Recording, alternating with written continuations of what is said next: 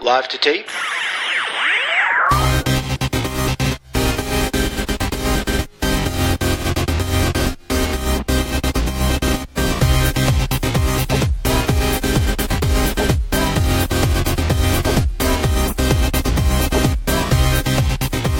Welcome to Millennial, episode 39. I'm Elisa. I'm Laura.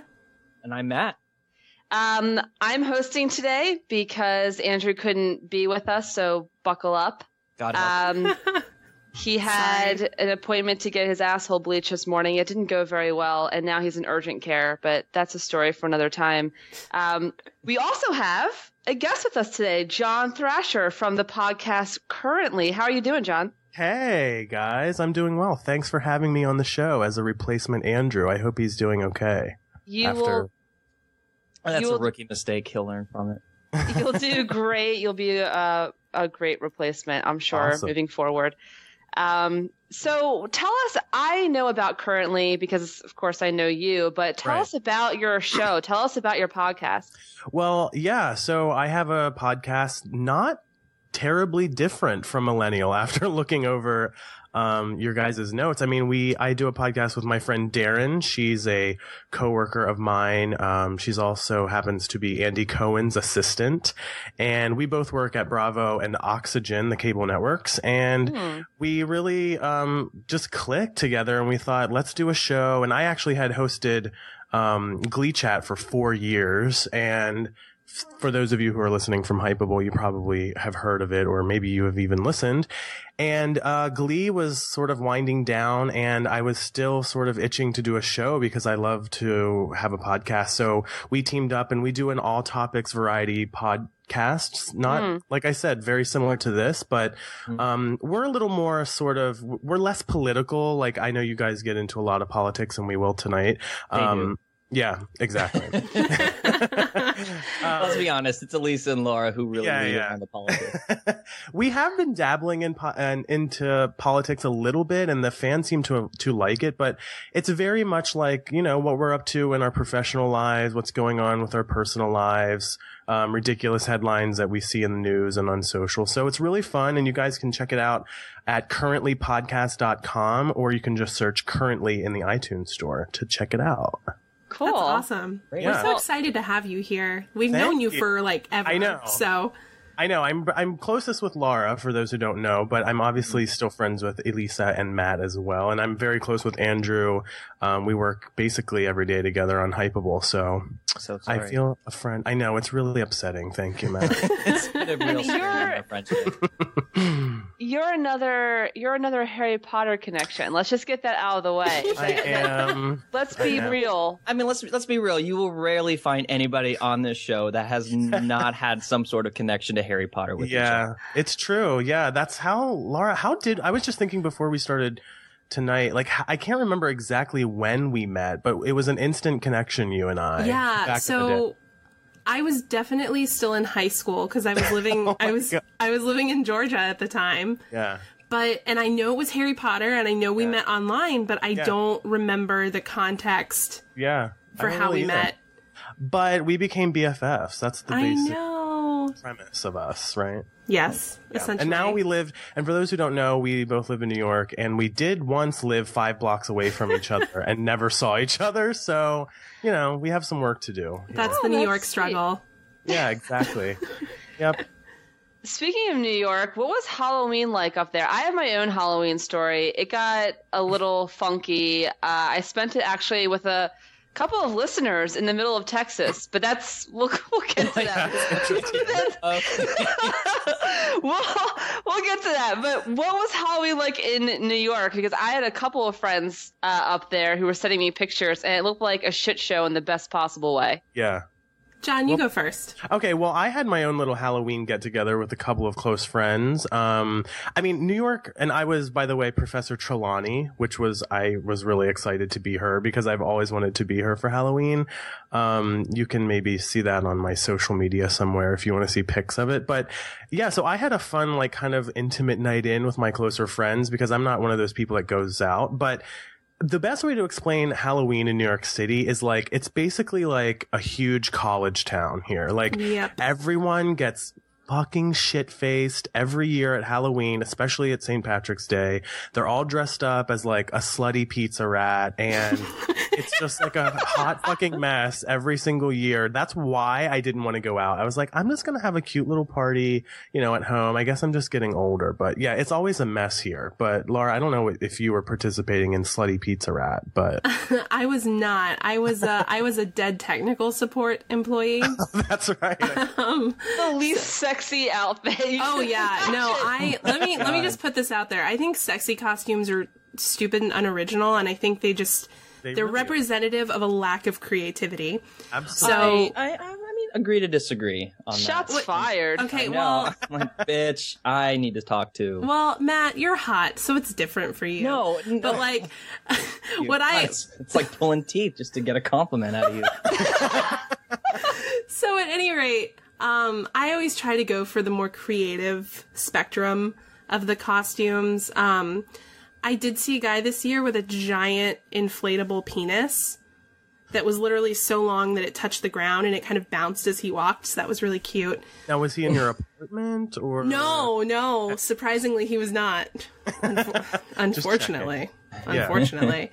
But no, this year I didn't really do that much because last year I did a lot for Halloween. I was out all night until the sun came up downtown. See what I mean? You were one of those people. I was one of those people, and I can't do it anymore. So this year I just went out to a bar and like had a few drinks, and one of my friends was talking to this creepy ass old man, and she like wouldn't make him go away. And I'm texting John while this is happening. I'm like, Jesus Christ, like I'm having to deal with this stupid shit. My friend is like 30 years old. How does she still do this?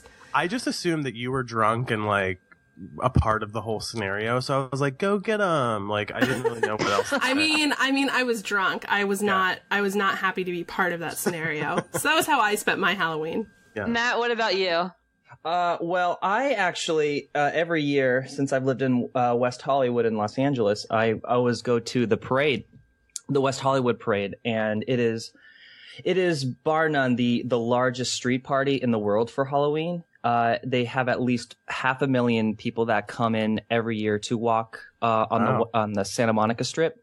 It's about, I will say maybe a little less than a mile long, but where my apartment is, it's right at the beginning of the parade route, so they close off all the roads around, and everybody dresses up. Well, I guess most people, like some people even just come just to watch all the costumes, but it's so much fun. There are so many people out there. Everyone's really just there to have fun. I actually noticed that a recent article that only 3 people were arrested, and that, out of almost a million people. That's great. Amazing. But this year I dressed it up for the parade. I had 2 costumes. Like I said last week, I went as Seymour and Audrey 2 from Little Shop of Horrors. Oh my God, that's amazing. And for the parade, though, I dressed up as a xenomorph alien from the Alien movies. And my boyfriend is really into making costumes out of just like random knickknacks and things. So he made himself an ET, and he made me the alien costume.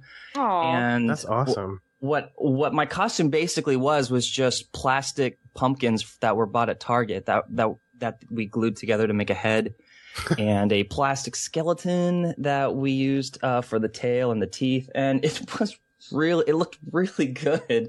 I was so surprised, and people kept screaming, "Oh my God, it's Predator!"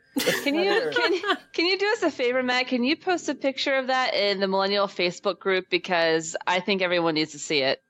I did. You did? Yeah, he did. Oh, I didn't see that. Yeah, you need to go on. Yeah. I don't really interact with I am not a humble person. All right, I'm a complete ham. It's all over the Facebook feed.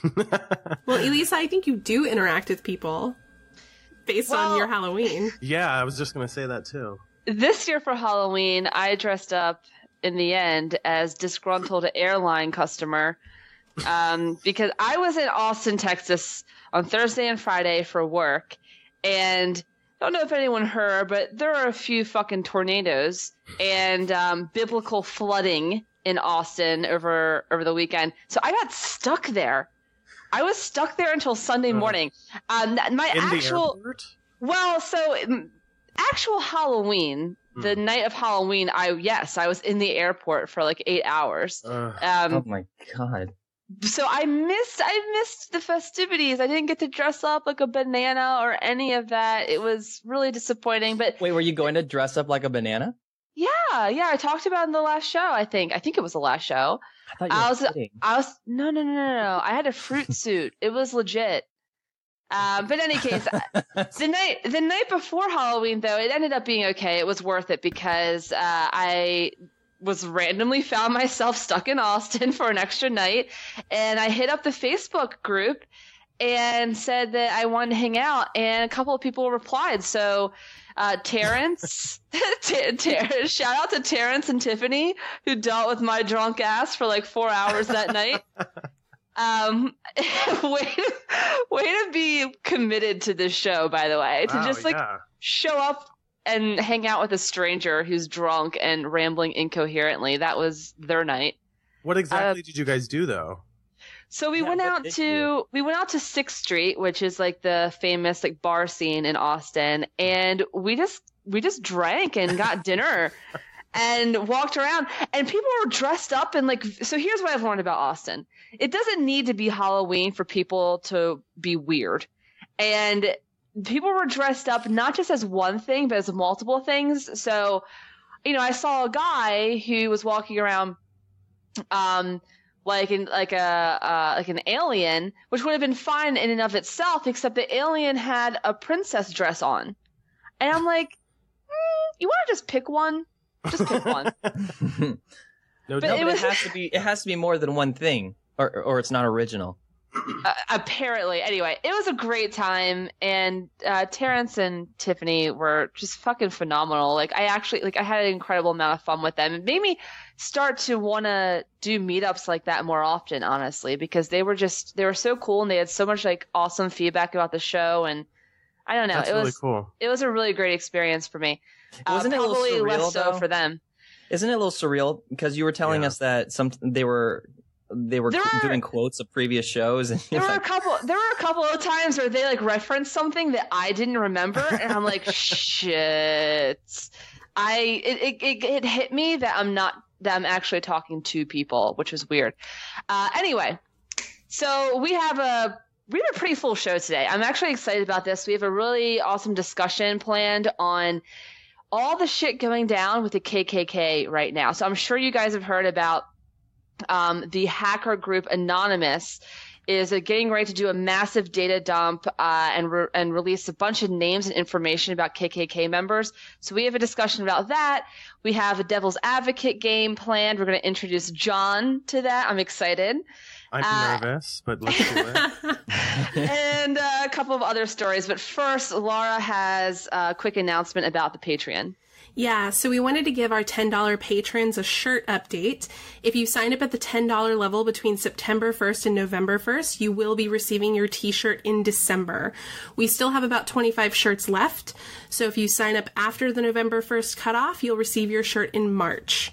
We also wanted to remind everyone that once the shirts run out, we will be introducing a new benefit at the $10 level, which will go into effect once we run out of the shirts. Everyone who signed up at the $10 level will get this benefit, even if you already got a t-shirt, because we want to make sure that we're sending out new swag every year. So if you're interested in signing up, just head on over to patreon.com/millennial and sign up for either $2, $5, or $10 a month to support the show and gain access to our bonus content. I'll be doing that, by the way. Aww. Yeah, I want to support my friends. Aww. Good. Shout out to my friend Summer, by the way, who actually pledged to support us a few days ago. Hi, Summer. Isn't it trippy when like people you actually know listen to you? I know, it's crazy. Most of my friends listen to me all the time. You need to get better friends, Elisa. No, we don't. The operative word here is most. Matt, speaking as your friend, I can tell you that's not true. The $10. I think the next $10 benefit should be pictures of Andrew's raw asshole. By the way, I want everyone to know I'm going to be referencing I just said Randrew. Andrew and his raw asshole throughout the episode just to see if he actually listens. Anyway, he will. He'll be taking notes about how poorly we did. That's all right. I already am. Laura, we have hidden from the headlines here. Yeah. What's going on in the world? Exactly. We decided to kick off the show this week with Hidden from the Headlines.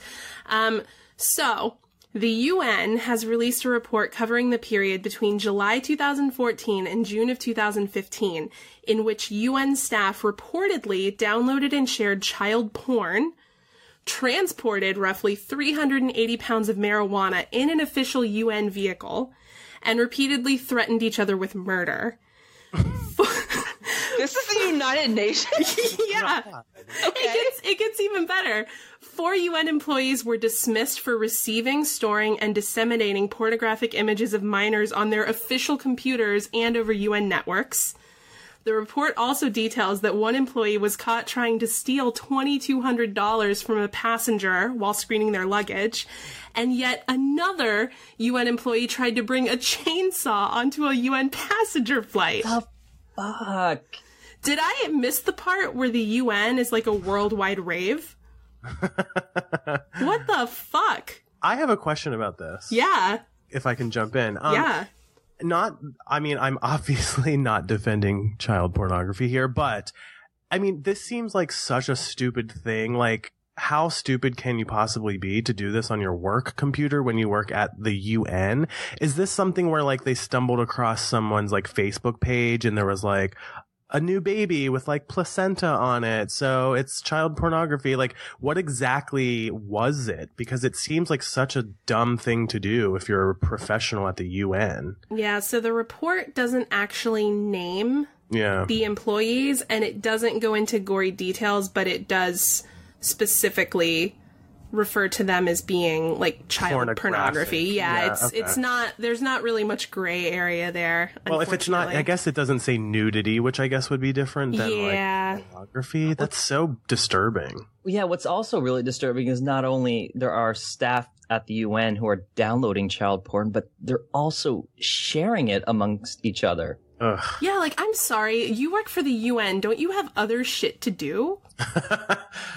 But are these like world leaders? Like, are these Americans? Who exactly? I'm trying to figure out like what the profile is that we're looking at. All it says is their staff. Okay, interesting. Yeah, I mean, I'm assuming and hoping to God that it's not actually leaders, but who knows, because the UN put Saudi Arabia in charge of human rights. Well, then there's the problem. This is what happens. Yeah. This is what happens. I mean, the punishment's not even that huge. Like, one of the staff members who had adult pornography was demoted and then blocked from being promoted for 2 years. So, well, I think the difference there was it was adult pornography for that person. Yeah, I guess so. Like, God, if I had if it's adult pornography, I'm like, hey, just share it with me and you're forgiven. Yeah. That's fine. Yeah, bring your own hard drive.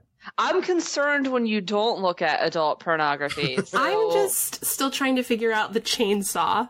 I'm doing it right now. Well, and another thing, we're sourcing this from Vice News. Can I read a quick little blurb from it? Yeah, absolutely. Mm-hmm. On another occasion, a staff member drove a tractor into the office of a coworker, quote, with the intent of damaging the office and injuring the staff member's supervisor. UN investigators chalked up the incident to, quote, long-standing workplace-related issues.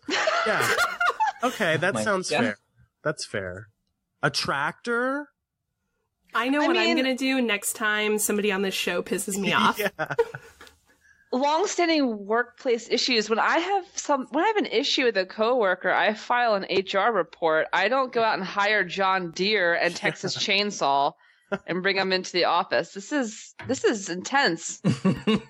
This must be somewhere. This must be another like country where this is somewhat normal. Like, this can't be like the UN headquarters here in New York, right?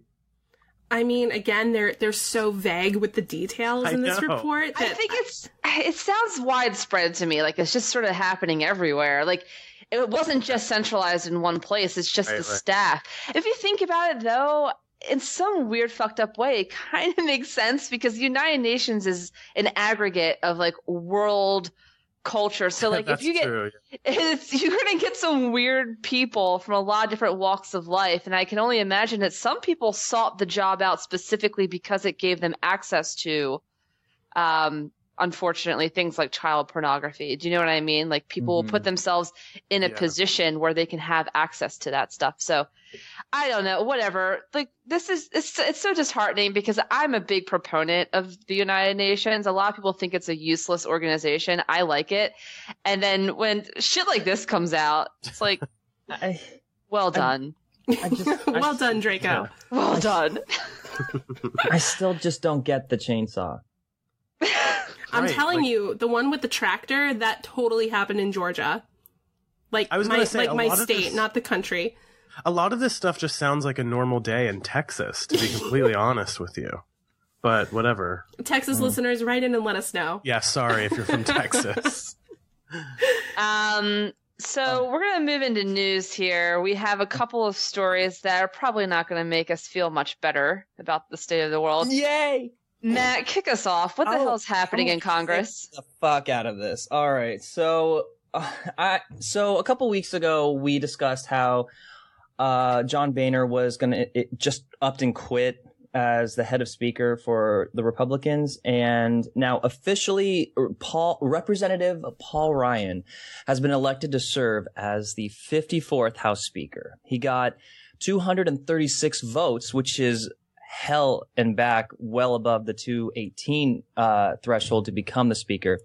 He also earlier this week, actually today, Tuesday, he warned the White House and the Democrats in a speech today that Republicans won't back down from a fight over government spending that left unresolved could result in a mid-December shutdown. He said, "This is a legislative branch, and the power of the purse rests within the legislative branch, and we fully expect that we are going to exercise that power." So, is this really Paul Ryan talking, or is this the House of Republicans talking through Paul Ryan? Is he going to be just like their puppet now? Well, what are your guys' thoughts of this? I think it raises the big question, because I have I'm just waiting for you to tell me what I'm supposed to think. I don't think Paul Ryan knows what he's supposed to think. Well, remember before he was elected, he was like, everybody has to agree with what I'm going to say or I'm not doing it. So I guess this could be like the first example of that happening, maybe? I don't know. Yeah. Is this what we're going to expect, though, in the future? Like, this kind of more government shutdowns? Yeah, or more threats about this happening. Yeah, I mean, this is the problem, is that the Republicans have elected a new Speaker of the House, which, by the way, let's be clear about one thing. This means that not only is Paul Ryan Speaker of the House of Representatives, he's also second in line to the presidency. So shut your dirty mouth. It's a big fucking deal, Joe Biden. It's a big fucking deal. So he's second in line to the presidency. This is a hugely powerful position. The problem is that they've elected a new speaker, but they haven't determined a new strategy. I mean, that's exactly right. The GOP strategy thus far, I mean, at least the past few years, not in the history of the country, but lately, the GOP strategy has been to just sort of, anytime there's a piece of legislation, they stick something very hyper ideological into the legislation and then use it as a bargaining chip with the White House. So they'll say, hey, we'll remove this piece of shit awful amendment taking away women's rights, and then you'll get your bill. But in exchange, you need to cut taxes on everybody, on like corporate businesses or something. So they'll put something up that's very ideological that they know has no support outside of like the Tea Party crazies, and then that becomes their bargaining chip. They hold the rest of the entire legislation hostage, and that's happened dozens of times in the past few years. And I don't see how Paul Ryan is going to be able to overcome that. I mean, at least what I've heard from him so far, I don't hear any new strategy. Yeah. Well, also, like going back to what he said today about possible shutdown again. Like he's only been in his office for five days, and he's already threatening a potential shutdown in December. And he's only been the head of speaker for 5 days. Like, is this really even a smart idea for him to do this? Like, I think it's all they got. Is it really all they have? This is the only card that they have to play. Yeah, it's really upsetting. I just feel, do you guys remember when they were looking for the speaker? They like literally couldn't find people that wanted to do it. Looking. Yeah, they had nobody. Like Paul Ryan, the reason why he was just overwhelmingly elected is because he really was the only one who kind of wanted to do it. Well, nobody wants to work with this batshit crazy caucus. Yeah, it's sad. And I mean, do you remember also whenever McCarthy was sort of set up to become the next speaker and then was like, oh, I need to step aside so a new fresh face can fill in. And here we are with Paul Ryan, who is like, he is kind of fresh. Like he's relatively young in comparison to all the other reps. Yeah, true. But he also ran as a VP a couple years ago. So people know him. He's been around for a little bit longer than I think people realize. Mm-hmm. I don't know. The whole like Republican, presidential race and everything that's happening in Congress is just such a mess. It's like not even interesting. It's just sad at this point, in my opinion. Yeah, it seems like they're mostly just reacting to whatever's happening with their party, and they're just trying frantically to try to keep all the pieces together. At least that's what it looks like. I agree with that 100%. Yep. I think that's an important point, is that that the Republican leadership keeps reacting. They're not going on the offensive as regards taking down the crazies in their own caucus, and which is what needs to happen. The four of us are talking about Paul Ryan becoming speaker in negative terms, primarily because, let's be real, we're more liberal than we are conservative. And so we see Paul Ryan, who's this bastion of like conservatism, and we sort of choke up. But this is also really bad if you're a Republican, in my opinion, because I agree. I think this just is going to be more of the same, and we're going to see even deeper and deeper divides within the GOP. And that's not good for Republicans or for the country. Historically, this country thrives best when we're forced to compromise and meet in the middle between the two parties. But having one party be so dysfunctional and obstructionist is really bad for the country as a whole, no matter where you fall on the political spectrum. So I hope that we're all wrong about Paul Ryan. I genuinely do. And I think we should give him a chance. Give him a chance. Okay, well then I have a question going off on that then. Just for your guys' opinion, what do you think Paul Ryan's biggest challenges he faces now within the next, we'll say, year? Like, what are the challenges that he has right now as the head of speaker? Well, it seems like the first thing would be to make sure the government doesn't get shut down in December. That seemed to be the number one issue. That seems like a challenge, but it also seems more like he is using that as a platform. Yeah, as a platform, or even just as a threat. So it doesn't seem like he has much of a challenge on it. It just seems like that's what he's using for his advantage.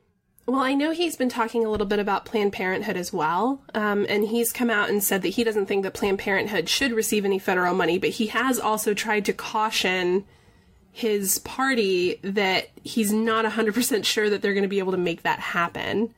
Mm-hmm. And I think that's a good thing overall, because that signals that he's at least willing to sort of talk these issues out a little bit. Like, frankly, the Republican Party seems to be, it's our way or the highway. And if you don't like it, then, to hell with you. Yeah, you're with us or you're with the terrorists. Exactly. But I think with that then, because I also think that John Boehner was kind of like that as well. Like he tried to level it out. Yeah, he tried, and look what happened. Like they wore him ragged. They made him cry. Yeah, like he was crying constantly. That didn't take much. That didn't take much. Well, really quickly. Oh, sorry. No, go for it, man. I was just going to say, while we're on the subject, I think the core issue with not just Paul Ryan and everything that's happening there is that the Republicans don't have solid leaders that they can confide in. Like, there are all these just like random crazies that are trying to sort of make their case as the next big leader. And it's weird that Paul Ryan, of all people, kind of surfaced to the top of all of them in terms of, being the leader of the Republican caucus here in Congress. But, I think until the Republicans find a leader that can sort of work with everyone and not just, do what every other leader has done so far and sound crazy and be a Donald Trump, then it's just going to be another scenario, the exact same scenario as it has been, in my opinion. I agree. I think it's just a little more difficult for the party to find a leader that all of them can be led by, because there is actually a spectrum of conservatives in the party. There are there are extreme right wings like the Tea Party that are in the House, and then there are more like conservative, not more liberal, but more like just not sharing the same aspects and values that other Republican parties share. So I think it's more difficult to try to find a nice medium between all parties that they can actually work together for. So totally. We'll talk a little bit about this some more in After Dark, because I also want to point out some hypocrisy of Paul Ryan's, because he demanded all this time off to be with his family, but he is already staunchly opposing any bill that allows for paid family leave in this country. Well, that would be for women, though. They don't need that. Yeah, he says that just because he tries to have a work-life balance doesn't mean that he needs to support a, quote, unfunded mandate to allow women time off when they get pregnant. And I'm thinking, okay, we'll save this for After Dark because we need to move on. We don't have enough time in the planet for that shit. I was gonna say that too. But John, we're gonna pop your millennial cherry here. You're gonna lead us in the next story. Feels so good. Thank God. Yes, the next popular news story is around China. China announced plans Thursday to abandon its controversial one-child policy and allow all couples to have 2 children. Hoo-hoo, big news. The change more than 30 years after the policy was enacted came after a meeting of the Communist Party's leadership and amid growing pressures from a rapidly aging population. And so I guess the question here is, should we consider this progress? I think so. I mean, that's my personal opinion. You know, China's known for its human rights issues, I guess, but I guess one tiny baby step at a time is how you make things change, you know? Pun intended there. Yeah, exactly. There you go. I mean, it's such a foreign policy, though, for us to try to discuss, because it's not something that has ever been like an issue for Matt, us. That is exactly what I was thinking. I was on the subway coming home tonight, and I was thinking about that precisely. I'm like, maybe this isn't even a thing. Like, you know, we're just so used to this lifestyle here in the free world. Like, is it really a big deal overseas? I don't know. Well, I mean, it is, though. I mean, China has a huge population problem in the country. That's why I don't really know what kind of opinion I can form, because this has never been an issue that's been part of my everyday life. That each family had to have two choices, and had one child. Like, they were only allowed to have one child in their family. And then and most people wanted boys, because boys can help the family and support them when the parents get older and retire. But then if they have a daughter, then like the families, you run the risk of resenting that child because they weren't what you expected, and you don't have another choice. Yeah, I mean, I was going to say, I think by definition it is progress, because you can have 100% more children in China now. But like, I do wonder, like, will this change in policy affect the preference for boys? Or do you guys still think that because there's a limit, families are going to prefer boys to carry on the family name and everything? I think if it does change, it won't change for decades. Like, the people who share this opinion will not be changed. Like, it won't change their opinion because that's how they grew up. So it will have to change with the new generations that are coming. I have to say, so I support this on the grounds of human rights. Yeah. Because China's had such a poor history of that, and some of the ways that they have enforced the one-child policy has been just heinous. I'm not even sure that it is something that can be humanely enforced, frankly. So I'm not for the policy. I want to be very clear and upfront about that. But at the same time, I think we do need to recognize that, like most things, this isn't as clear cut as we would like it to believe. And I'm a big fan of nuance. And I think that let's understand that China does have a population problem and that they have no middle class, which only adds to it. China tends to be like, in China, generally speaking, you tend to be either pretty fucking well off or really, really not well off. I mean, That's they absolutely have, true. Yeah, and they have a middle class that's just incredibly small and damn near impossible to work your way up into it. And statistically, the less education you have and the more poor you are, the more children you're likely to have. So the reason that the thinking behind this was we don't want families that we can't support having lots of children, because they were having 6, 7, 8 kids, and the country couldn't sustain that. And it was getting really bad. I, again, do not support this. There are other policy ways to address that issue besides being fucking assholes. Yeah, like that's this. a good point. Condoms. Yeah, exactly. You can always pass out condoms. You could establish your own Planned Parenthood where you have, health care for women. You say that because condom sales have dropped dramatically since this announcement in China. Right. And so my point is that I think there needs to be more than just a policy shift here. There needs to be a cultural awakening. They need to fucking understand that you should be allowed to have how many children that you want to have. That's your right. And the government shouldn't take that from you. But that being said, you also do kind of have a little bit of a responsibility to your people to institute policies that allow them to have those children safely and in sustainable numbers. So I hope that, but culturally, I don't know that they've yet recognized that. I don't know enough about China yet to be able to say. I really don't. And also, the country is so unbelievably massive. It's like, how can they get great leadership and great policy change when it affects so many people? And I don't know. It just feels like China just has a lot of other infrastructure issues first before anything, in my opinion. Laura, No, go ahead, Laura. Sorry. No, I'm sorry, John. I wanted to ask Laura what she thought about this, because this is something that I could see. I don't know. Mm-hmm. I want to hear Laura's thoughts, because I feel like I said, I feel a little torn. I mean, I'm definitely with you in that I don't support a policy that sort of mandates how many kids you can have. Right. But I also understand in the context of the culture and the country why it exists. Doesn't mean that I have to like it or agree with it. Right. And again, I do think, even though I disagree with the policy itself, this expansion is progress by definition. Yeah.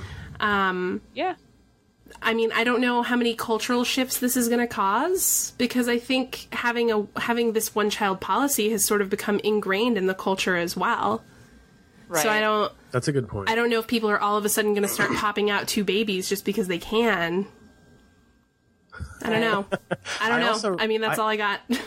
I also read an article, I don't think it was connected to this, but there was something about how, I don't know if it's in next year or the next 5 years, but there will be such an overwhelming amount of men versus women. Apparently there will be 30 million single men by at some point in the next 10 years. And I'm going to China. Exactly. See you guys in China. And I think that kind of has to play into this at least a little bit, right? They need to have more options, because there's an actual issue with, I don't know if procreation is the word, but I don't know how to really explain it, but I thought that was an interesting tie-in. It is. And I think I read actually an article about this too, where the fact that there is such a large percentage of men compared to women, that the women have become more selective of their mates, of the men, because there's such a bigger pool to choose from, that men have actually, depression in men have gone up so much, because the anxiety of trying to find a mate is so hard to come by, especially if you're not rich or really, really rich or very, very good looking. Yeah. My thinking is, if the United Nations wants to be so fucking raunchy, they should start airlifting condoms across the globe. so that people just strap it on. Not just China. It's not just them. We can use them here too. I'll take free condoms. I was going to say, I'll take those. That's completely... I'll take free condoms any day. Yeah. You can get free condoms with Planned Parenthood. Oh, wait. No. Wait, yeah. Shit. One last thing about that 30 million men really quickly. I just wanted to mention that one of like the China's top leaders was like, well, why don't the guys just like share a wife? So we'll leave it at that. We'll leave you on that little note and move on from there. Again, I think the UN needs to fucking stop bringing chainsaws to fucking planes. Do something here. Do something, guys. Besides each other. Yeah, porn. Laura, you're going to introduce... Okay, Devil's Advocate. I'm excited for this. John, buckle up. Laura, why don't you explain to him what this is first? Yes. So Devil's Advocate is the game where we make our hosts argue the opposite of how they truly feel. So to remind everyone at home, as well as letting John know what's going to happen, we'll assign a host one of our news stories from today's show, and they must make a convincing case for the opposing viewpoint in 2 minutes. So on the hot seat today are Elisa and John. Oh my God. And Elisa, yeah. And Elisa, I'm going to make you go first. No. Yeah. No. Yeah. So your topic is Paul Ryan as House Speaker. Oh, you bitch! Are you ready? I'm going to start the timer. Bitch. Wait, I need like a second here. Fuck. No, that's not how this works. Okay. This is off the cuff. You invented this game. Fuck. I regret everything. All right, ready? Okay, yeah. Go. So, Paul Ryan, super hot. Let's be clear. I could see him on Money someday. So, there's always that. Let's put more of these hotties in power. Number 2, to be fair, Paul Ryan, he has substance. So, the reason that he made it to where he is today isn't just because he's very good looking. It's because he actually came to the table with a lot of substantive ideas. So he came up with a budget and pushed that through his committee when no one else was doing it. And You still got 1:20, girl. Fuck! And he pushed through a budget when no one else could do that. So he made a name for himself, not on the back of like having the same last name as others or like whatever, but because he actually had like real policy ideas. And so I think we should all give him a chance. Number 3, he's already said that he wants to make the process a lot more democratic. So he's not going to rule with an iron fist. He wants to hear his entire caucus's ideas. Dude, he's already threatening a government shutdown, and you're saying he's not ruling with an iron fist? I am saying he's making that threat because the caucus expects him to, and that's the nature of democracy, right? So isn't he perfect for the job? I mean, he's taking his cues from his constituents, and that's exactly what democracy is. And if we have a problem, then that means we have a problem with the contemporary Republican Party, not with Paul Ryan. So let's not make him a straw man. You still have 18 seconds. I wish I were an Oscar Mayer Wiener. That is what I truly like to be. I wish I were. And we're done. And we're done. You did well, I thought. That was pretty good. I mean, I don't know about all the good-looking stuff, but aside from that, it was all right. You know what? You like Marco Rubio, okay? So... Okay. You know, we will talk about that at a different time. We don't have enough. Is that true? No, I don't like him as a political candidate. I find him weirdly attractive. But my baloney has a first name. It is Oscar. All right, John. God, yes, I'm really nervous. No, don't be. Your topic is so much easier than yours. It's gonna feel great. So your topic is China's change in child allotment policy. Oh, God. Okay, you ready? Okay, how long do I get? 2 minutes? 2 minutes. I'm going to start you now. Okay, well, this is great news for people in China. Congratulations, you can now add to your family, whereas before maybe you couldn't. If you already had a child. I think this will be great for you know, like, sorry, I'm just like thinking off the cuff here. Like the stroller industry is going to go crazy. I mean, they're going to have twice as many strollers out there. The economy, you know, China, you know, is known for what it's known for, like human rights issues, but maybe strollers will be the new thing people go to China for. Also tandem bikes, you know, I think those might be things to look for in China that weren't previously there. So I think that's really exciting. Also, maybe this means by duplication, we would then have 60 million single men, which is, I think, a really good thing for at least Elisa and I, because that's what it sounded like a few minutes ago. And 30 apiece. Yeah, exactly. 30 million apiece for us, which I think is obviously a good thing. Another thing, this could, if you know, there are 60 million single men, I think that leads to more gay relationships, which is only going to improve for all. Also good for Johnny and Lisa. Exactly. Also good for us for different reasons. And I think, you know, that will also improve the nightclub industry. We're going to see a lot more. So China, which was once known for horrible human rights problems, will now be the epicenter of gay nightclubs, which I think is something that, you know, everyone on earth could look forward to.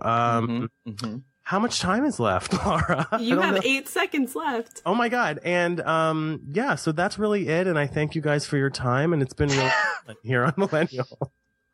Oh my God. That was brilliant. You totally brought that full circle. Like, I tried my best. Wow, you basically just won that game.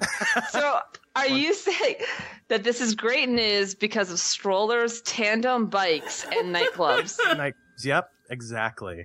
That's a solid argument. Yeah, I think that's a very good topic, or a very good point to bring up. Thanks, guys. Thanks. Yeah, these are the real issues that we are facing here. Oh, absolutely, as millennials, for sure.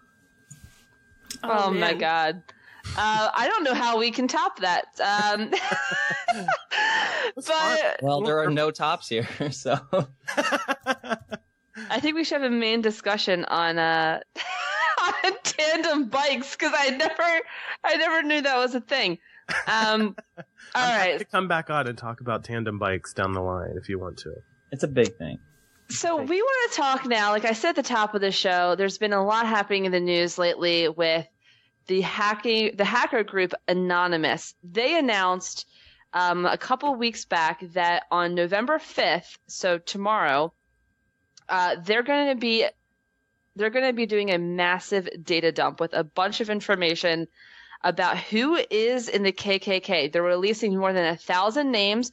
They're releasing all of the source data that shows where they got these names, and it's already made headlines. In fact, a couple of groups who are not anonymous, but who say they have connections to Anonymous, are reporting that as many as 4 United States senators and a host of mayors are actually on this list, are members of the KKK.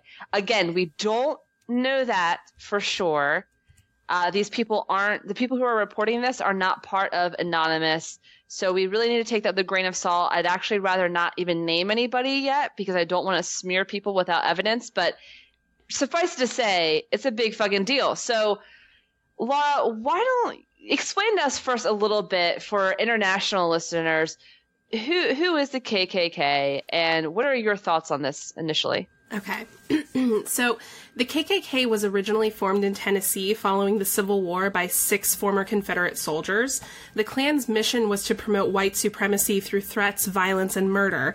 And while they did manage to drive many white and black progressives out of politics, they declined significantly until they formed the second Klan in Atlanta in the early 1900s.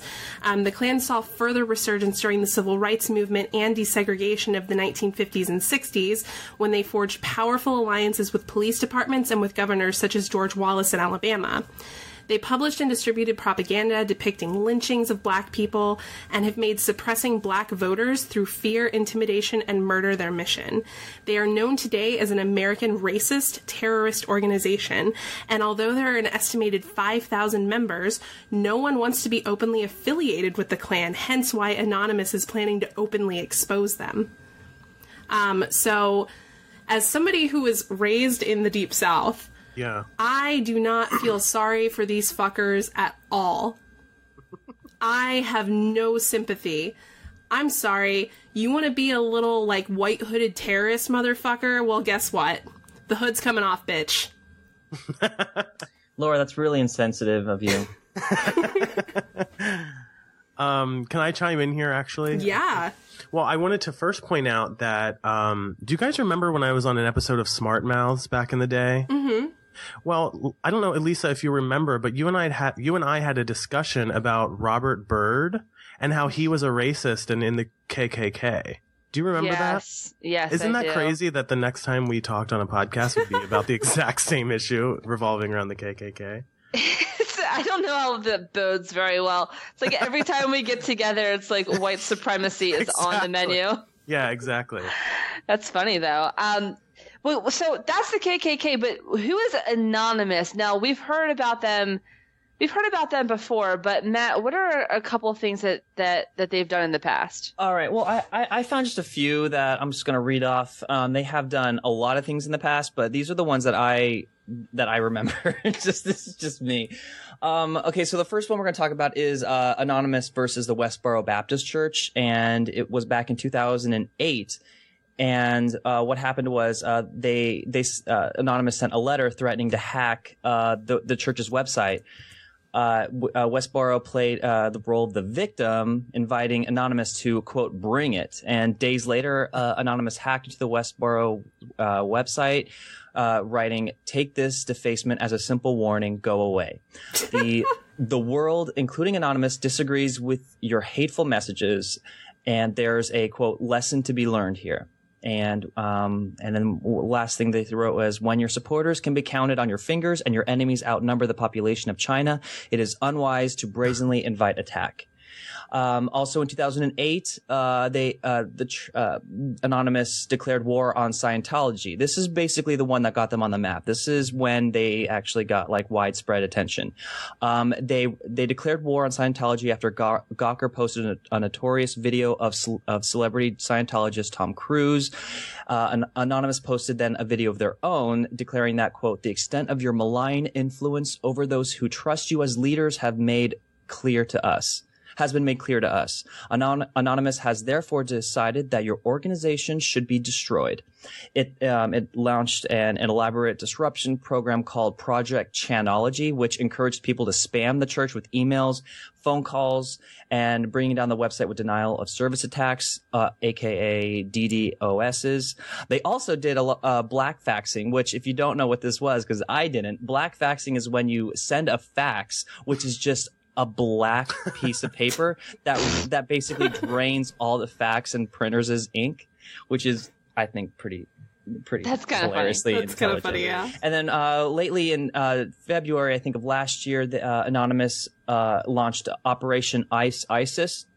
They began the attack on the Islamic State of Iraq, their social media accounts, internet-based recruitment drives, and apparently they destroyed months of recruiting work and released a statement saying, "We will haunt you, take down your sites, accounts, emails, and expose you. From now on, no safe place for you online. You will be treated like a virus, and we are the cure. We own the internet. We are anonymous. We are legion. We do not forgive. We do not forget. Expect us." And So they have so then they pretty much make a habit of attacking like jackasses, right? Whether it's I mean, I'm sorry, but Scientology is nonsense and they're jackasses. Like they just are. So like Scientology, ISIS, whatever. So it's kind of like they've gotten away with some of this to an extent because it's not like they attack, you know, like charitable organizations. It's not like they attack your average citizen even. They attack institutions with a lot of either corruption or hatred. That's what they do. And they release all of their personal information. And I kind of like this. This is a really interesting dichotomy to me because it's sort of like the KKK, which is very old world, like, you know, another era, living in the past, like racist crazies versus new world, like hacking groups. So it's like the old versus new, like it's like the clash of like generations almost. So I think it's a really interesting subject, but it does bear to mind, like, what are the ethical values at play here between the KKK and Anonymous? How much do we value our privacy versus how much do we value social justice? Laura has a few questions that will help us get into this a little bit more. Yeah, so anytime something with Anonymous comes up, the discussion of hacking and ethics always sort of tends to bubble to the surface. So I guess my first question is about perceptions of privacy on the internet. Being that we're the last generation that remembers what life was like pre-internet, what are our expectations of privacy when we're online? And this is just speaking very generally. We'll dive into what the clan does later.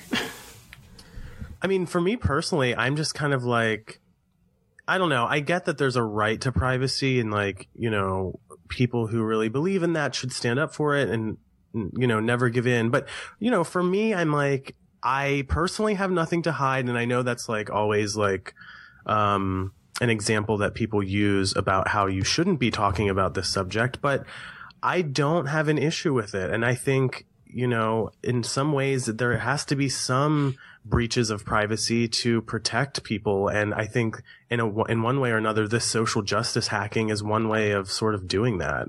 Maybe it's not the cleanest, most polite way to do it, but I think it's a great sort of thing that's happening, in my opinion. But I don't know what others think about that. Yeah, I mean, you know, it's such a difficult question because on the one hand, like, looking at like the principle of the thing, do I believe people should have privacy online? Absolutely. Sure, yeah. Is that what it really is? What the scenario is really like? It's not really that way. And I do think that when you post something online, and this is how I've always felt, like when I put something on the internet, I know that somebody somewhere else is going to see it, whether that person works in a data center or whether that person works for Google or whatever. So like you can have your expectation of privacy, but you have to understand it may not be a reasonable expectation just because of the world that we've built around technology. Yeah, totally. I agree. I mean, I think my understanding, so the internet definitely, I actually am old enough to remember like what shit was like before the internet, and it's definitely changed my understanding of it. I sort of assume that anything that I post online is going to be public forever. I think that that's a safe assumption, but I think posting something online is very different from simply being online. So if I make like a Twitter status, I fully expect, and anybody should fully expect, that can just be public information forever. But like if I visit a website, I'm not sure that it is reasonable or okay that we all expect that IP address is going to be logged and will at some point be public information. I should be able to browse the internet at my discretion. So there should be a difference in how we understand privacy between things that we post and things that we put out there versus things that we merely do. So like even if your Facebook is locked, just assume that it's not. Just, you know, just fucking realize that it's not really, that someone's going to see that at some point. They can just take a fucking screen cap and then upload to Imgur and then you're done. So like, just, that's fine. I don't expect that. But like if I visit a website or whatever, or if I sign a petition that's a private petition and I say on there, I want my details to remain anonymous, I feel like that should be respected. Well, let's maybe bring this back now so that we're talking about the KKK as a terrorist organization. I think the difference when we share our personal accounts is that we are individuals. And while as individuals, we have the capacity to say and do douchey things on the internet, the KKK is actually a terrorist group. And they have killed people, and they have intimidated people, and they have scared people away from voting by threat of death. So I think that's wherein the difference lies. So I think, obviously, we think the Klan deserves this. There's really I mean, at least I do. There's no question about that. But there does seem to be some uncomfortable sentiment surrounding mass hacks like this in general. And I think the reason that we're okay with this is, one, it's the Klan and they can go fuck themselves. And two, Anonymous has always targeted people and groups who deserve to be taken down. So I think people start to get a little bit nervous when they think, okay, what would happen then if maybe not Anonymous, but maybe a group like Anonymous started going after people who maybe didn't deserve to be taken down? It's scary to think about, really. Has anyone listening ever seen the documentary Citizen 4? Mm-mm. No. Oh my God. Okay. Oh, I've seen Citizen 4, yeah. Yeah, and it's the Edward Snowden documentary that he had filmed while he was leaking all of the details of the NSA. It won the Oscar for best. Yeah, and it won the Oscar. And it really kind of changed the way I approach not just my online identity, but just sort of like everything about my life. And again, as I mentioned, like I have nothing to hide. I'm not worried about somebody discovering something. Like I have nothing to hide in that way. But if you haven't watched it, check it out. It's on HBO Go. I think it's a very educational and interesting look at how our government kind of is listening in and constantly watching us in a post 9/11 world. I think it would really support some thoughts that we might have around this topic. Yeah. I mean, I don't know. This to me is a much tougher thing to parse too than just like yes or no. I mean, yeah, that's true. Like Laura, what was your question? Which question? I asked a few. Okay. Whatever. I feel like you said something at the end. Oh, like why are we okay with this particular instance? Right. And I posited it's because of who is being targeted. Right. And the fact that Anonymous has consistently and always targeted groups and organizations that take advantage and hurt people. Right. So this general principle sort of came up not too long ago when the website Ashley Madison was hacked. I was just thinking that too. Yeah. Everybody's information was put out there, and at first our knee-jerk, and I'll admit mine was the same, at first our knee-jerk reaction was like, ha ha ha, fuck these people, they're just cheating on their spouses, who cares? But upon closer investigation, you realize it's really not that clear cut. There are some people on there who were giving their sob stories about why they were cheating. Some people had spouses who were like, in a coma and stuff, and that they felt like this was the only place where they could be accepted. And furthermore, is cheating on your spouse really the same thing as, for example, the KKK? I don't think it is. And so then that begs the question, where do we draw the line? And I think, yes, exactly. I think we need to be very careful about where we decide to draw the line. And my question to you guys is the KKK getting hacked justice? Is it real, actual justice, or is it revenge? And does that make a difference in the way that we see this story? Because if it's justice, I think we would all agree, okay, this could be warranted. But if it's revenge, and if it's not really accomplishing anything, then maybe privacy should matter more. Mm-hmm. Here's the thing about sorry. Sorry, I was just gonna go. I mean, just a little thing. I feel like discussing on privacy on the internet is a battle that will probably never be. It will never come to a conclusion. It really won't. With Anonymous though, I think it's hard to have a discussion about this group, along with what is safe and what is okay with being having anonymity on the internet and what isn't. It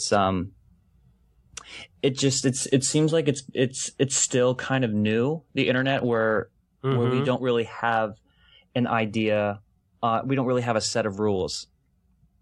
I mean, it's only been, I will say it's been less than 20 years since we've really had the internet the way that it is. You're now. So right. But it's constantly getting bigger. But what's your, but answer the question. What's your thought? Is this justice or is it revenge? I think it's, I don't know if it's, I don't think it's justice or revenge. I think it's just another form of attack. It's a retaliation. I think it's a group's form of justice that's not being widely considered. Like, it's them deciding that this is the right thing to do, not the general public. But this is a group of people. This is a terrorist group who have, since their inception, have quite literally hidden behind a mask. Mm-hmm. Right? So that they could go about terrorizing people without being recognized. Back in the old days, it's not like I don't disagree with what they're doing. I think what they have should be coming to them. I'm just saying that this is a group that has basically put things into their own hands. It's almost a form of, what do they call Batman? Putting things into his own hands. Vigilante justice. But see, here's the thing, though. This is a group of people.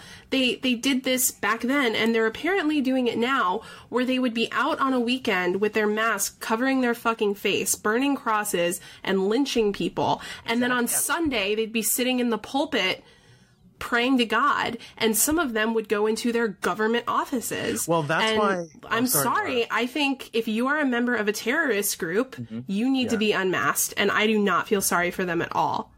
Sorry, I didn't mean to interrupt. Oh, I don't feel sorry for them at all. I think what's happening to them with this group is great. Like, it's what should have been done way long ago, but... I think that's precisely why it's not justice, because in order to call it justice, I think there need to be real justice happening here, not just exposing their names, but also having them own up to the things that they've been doing and have a real sort of punishment for that. So I do think it's a little more leaning towards revenge if they're not really doing much else except releasing names. I hate to say it, but you have to kind of think about, well, obviously, aside from their illegal crimes, you know, if they're just gathering as a group, there's a First Amendment situation there where they're like, okay, yeah, they have hate speech, they're terrible people, but they're allowed to think those things. But, you know, the criminal aspect aside, I mean, obviously, they're terrible human beings. And I love that you're calling them terrorists, Laura. I hadn't even really thought about that. Well, and I'm not just calling them terrorists. There are a number of organizations, including the Southern Poverty Law Center, who call them terrorists. Because to this day, members of the Klan still try to intimidate minority communities into not voting. Had you ever experienced like anything like that in Georgia? Absolutely. When I first moved there, we still had very active members of the local Klan chapter. And while they didn't walk around openly in their robes, they had different T-shirts that they would wear that made it clear of their affiliation. And they would come into like the store that I worked, and they would harass any employees who were from a particular minority group. I had a man one time refer to my manager as a, quote, Negro manager to my face. Oh, my God. So, like, I just... zero sympathy. Yeah, I can tell. Zero. Yeah, you can tell just, like, the tenor of my voice and the way this discussion is going. I could seriously give a fuck about these people's personal lives. I agree with you 100% on that. I think you probably have to be a little unhinged not to think that the KKK deserves to be outed and members of the KKK deserve to be outed. I become a little reticent though about the issue more generally, because it's about Anonymous, not about what they did here. I give zero fucks about what they did here, but about the existence of Anonymous and the power that they wield, because so far they've only used it on institutions that the four of us think deserve it. But number one, the four of us do not the entire country make. And number two, what's to stop them from moving on and doing this to other organizations that we might support or that we don't think are terrorists? And that's the problem. We don't know who these people are. By definition, I mean, they're anonymous, right? Yeah. We don't know who they are. We don't know where they live. They don't know how they're doing what they're doing. And right now it's working out very well for us. Right now, my social justice boner is at like full mast. And you're getting close. I'm getting close. I'm like one more hack away from climax. So I'm all about this shit. But I was saying, like, what happens? Like, shouldn't we be at least a little like, ha ha ha? okay, like a little suspicious. Well, yeah, and I think that brings us to the point where saying the KKK deserves this, but then also saying hacking isn't okay can both be true statements, right? Yeah, right. So this is the ethical dilemma here, is that on one hand, we support social justice and we support assholes like terrorist organizations like the KKK being taken down. But on the other hand, we also support privacy. And so like what Laura was just saying, both things can be true. But at some point, I mean, what do you guys think? Doesn't it become a matter of prioritizing it? Don't you have to sort of prioritize, okay, which one matters more to me in the end? Yeah, this is like, wow, very complicated, you know, to like sort of balance these ideas and come to a conclusion. You know, I guess the way I look at it is sort of like not in this serious a manner, but think about like guns, you know, like of course there are the idiots out there in the world that use guns for the most terrible reasons, but then there are also people that use guns in normal sporting ways that don't abuse it and don't make it a thing. I think the same can sort of be compared to with hacking, you know, like obviously, you know, hacking credit card information and stealing zillions of dollars is not a good thing. But I do think that exposing people and, you know, these types of situations and exposing information that is in its core, you know, a problem or an issue that needs to be resolved, I can't say that I would be against that. But I mean, that might not have been the best comparison, but I guess it's just a matter of what the intention is, because, you know, at the end of the day, what have they hacked? They've hacked security information that is holding information that can be used against people and for the, you know, to make people's lives miserable. And in some cases, as Laura was saying, even potential death. So I can't say that I'm against it personally, but I guess you're right. Both things can be true. I just don't know how I need more time, you guys. Maybe I think you can, you know, examine things on a case by case basis too. Right? Precisely, yes. That's what I was trying to say. Well, and I think that a really good example is actually what we brought up at the top of the discussion, which was that Anonymous, the actual organization, is saying they're not going to release anything until Thursday, right, November 5th. But there have already been names leaked and lists leaked out, and Anonymous is saying that wasn't us. So there's clearly some other group out there masquerading as Anonymous. And they're taking down potentially innocent people. Right, exactly. And that is a problem. And that's why we're not naming anybody in this show, because we don't, you know, we have a small audience, but we also don't want to drag people's names through the mud unnecessarily. Right. I can guarantee you, though, if those names are confirmed, they will be dragged through the mud next week. They will be thoroughly dragged through the mud. So the last point here I wanted to touch on was the issue of optics and how this issue is perceived and how we are perceived when we talk about it. Because, I mean, I think I've been clear on one thing, which is that, I mean, hacking is illegal. It's wrong by any modern legal or constitutional sense. The Fourth Amendment protects the right of the people to be secure in their persons, houses, papers, and effects against unreasonable searches and seizures.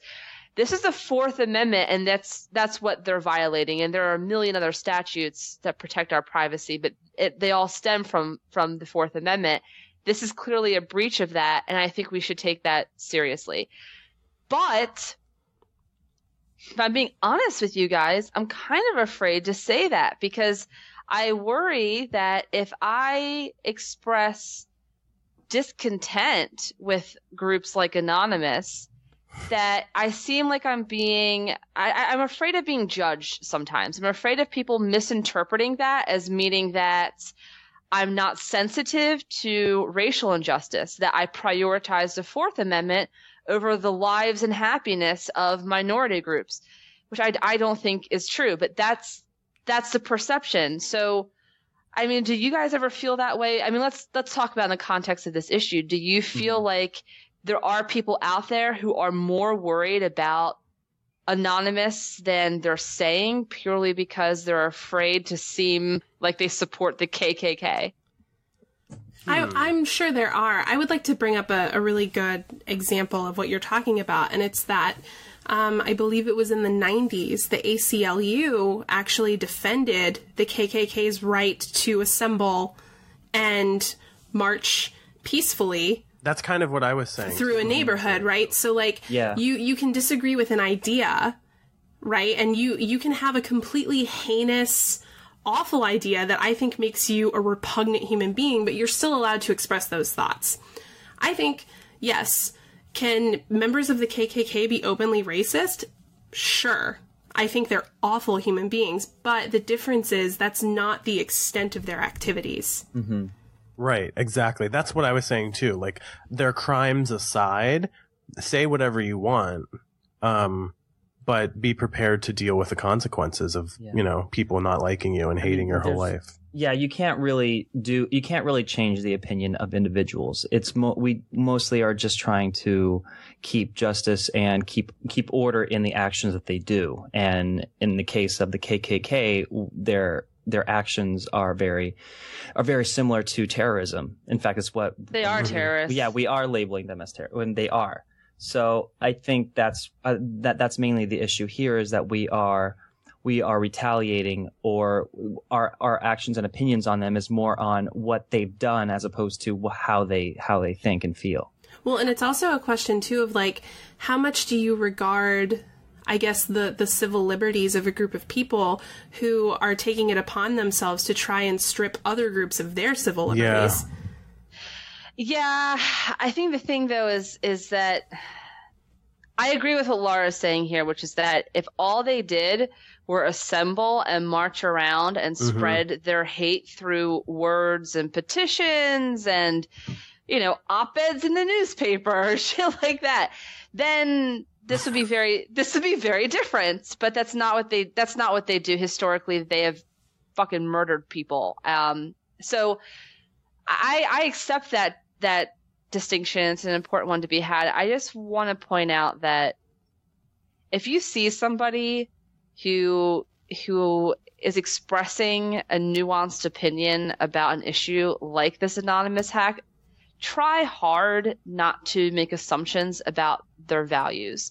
I don't want people to ever, under any circumstances, feel like they need to stay quiet for fear of like being misunderstood or being judged. Like, I hope that anyone who's listened to me for more than 30 seconds knows that I do not support the KKK or anyone like it, but that I am still allowed to have complicated feelings about this. I'm allowed to have complicated feelings and not be, you know, racist or supportive of the KKK. Right. No, it's still creepy as fuck what they're doing.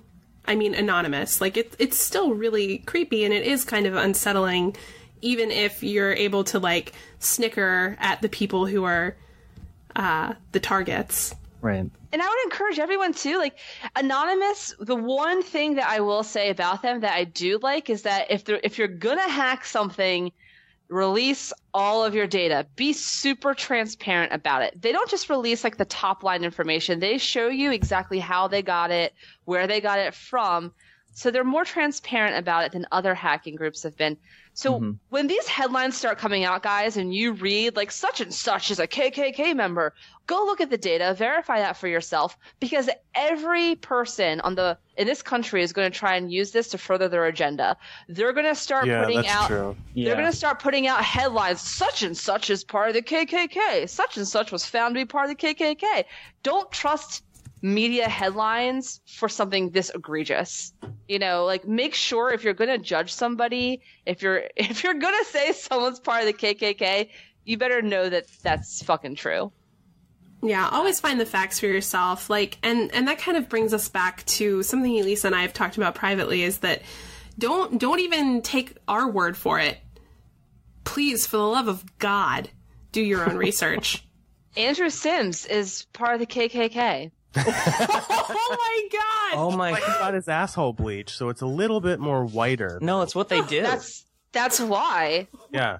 that's why, because he was like, white power, and that's why he's not on the show anymore, because we were like, so all the Google searches that bring up Andrew's name from now on are going to have really interesting results. Our work is done if that's the case. Yes. All right, any final thoughts here, guys? We could talk about this for ages. All right. I'm really excited. I'm not gonna lie. I'm so, if I had a penis, I would be so hard waiting for Thursday. I am really excited too, just so I can do exactly what Elisa said not to do, which is point at people and say, "Ha, you're a racist." Can we all agree that we're gonna do that to Andrew, though? Can we? Yes. Sure. Like, Andrew, we found out. Like, what do you mean? We saw. You're fucking racist. We should just get every listener to like hijack his Facebook and be like, "What's going on? Why is your name on this list? What's going on? Are you racist?" Although I guess if we're saying it on the show, he'll know. But still, it would have been. Unless he doesn't listen. I mean, there's That's nothing that we true. can say that haven't already been said to him before. That's a good point. Show us your white asshole, Andrew. I'm not sure that's been breached yet. I mean, his asshole's been breached. I mean, I'm not sure that subject has been breached. We'll get there. All right. Well, I think that about wraps up the show. Fucking John Thrasher. Well done, sir. Thank you, guys. I really appreciate it. Yeah, this was had so so much much fun. Yeah, it was great. Thank you so much. You were fucking great. And check me out on currentlypodcast.com. Thanks. That's all. That's my last plug, I swear. Oh, absolutely. Definitely. And then I think I'm gonna come join you on Currently sometime soon. Yeah. Completely forgot. Yeah, Laura will come on Currently. And by the way, Elisa and Matt, if you ever want to come on, let me know. We always have an open seat for you guys. I like to share the podcast love. So yeah, Laura will be on, I think this week, right, Laura? Yep. Yeah. I need to get on that, actually, now that you say that. So check her out on the same week's episode. How fun. That's cool. Well, thanks, John. I would take you up on that, except for the fact that you broke my devil's advocate game earlier, and it will never be the same. You can come on my show and really show me up to anytime. I'm completely okay with that. Okay, that definitely Gonna happen. You're overestimating me a bit. All right, do we have any recommendations? I have one. I'll start. I started getting into this game. It's an app. It's called Plague, and I think it's based off of an old game called Pandemic. It is so fucking addicting. The entire point. So you have a map of the globe. You start your infection wherever it is that you want, Ew. and then you have to make it spread. And your goal is to wipe out the planet. This appeals to me in some weird psychological way. It's really fun, actually. It's really interesting when you're like texting people like, "Yeah, I fucking took out Madagascar. They're done.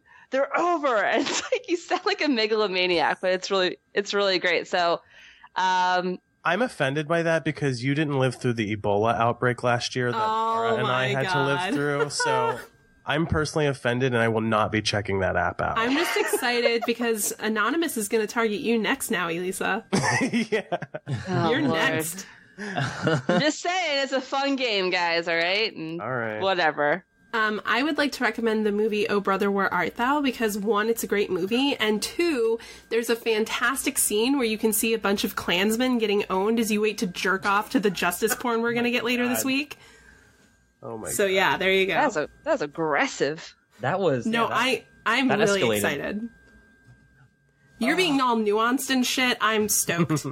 All right. Well, I recommend the book Miss Peregrine's Home for Peculiar Children. I just started reading it now. It's kind of like a young adult. It's a young adult book, but it is kind of like a fantasy young adult that's been picked up by Tim Burton. He's going to be making it pretty soon, so just check it out. It's a nice, fun read. I have two recommendations. Can I? No, Yeah. one. No, just Damn one. it, John. God damn it. I keep ruining everything tonight. Well, first is my amazing podcast, currently podcast.com. Just throwing that one out there. And the other one is, and don't make fun of me, but I got the new Apple TV yesterday. And I had the original Apple TV, and if you can get the upgrade, I really think it's worth it. I'm a huge fan of my Apple TV. You can buy them for like, I think $70 now, the originals, but the new one's really fun, and there's a new game. You can play games on it now, by the way. It has an app store. What? Yeah, and there's a new game on the Apple TV called Crossy Road, and it's very similar to like Frogger meets Flappy Bird, if you will, and you have to nice. take this like little chicken thing across these highways and without getting smashed. And I played it last night for like 2 hours straight before I was like, oh my God, I am too old to be playing games like this for 2 hours in a row. So check those things out because they're a lot of fun. Cool. All right. Cool. All right. Thanks, guys. I appreciate having me on. I had so much fun. You were Thank great. you, John. Coming up on After Dark, we're going to be talking a little bit more about Paul Ryan. I want to explain one more point about this guy and what I think is going to happen. We're also going to talk about a recent video of a school resource officer completely body slamming this high school girl. It was caught on camera, thankfully. Otherwise, she probably wouldn't be believed. And we're going to talk about that. And we're also going to continue Devil's Advocate. This time, Laura and Matt will be on the hot seat since they didn't get to do it in the main show. Okay. And we're going to play a game of Drunk or Kid. So awesome After Dark coming up. If you have any feedback for us, write us an email, millennialshow@gmail.com. And I think that's it.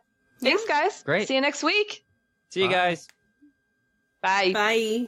Bye. Bye. Bye. Oh.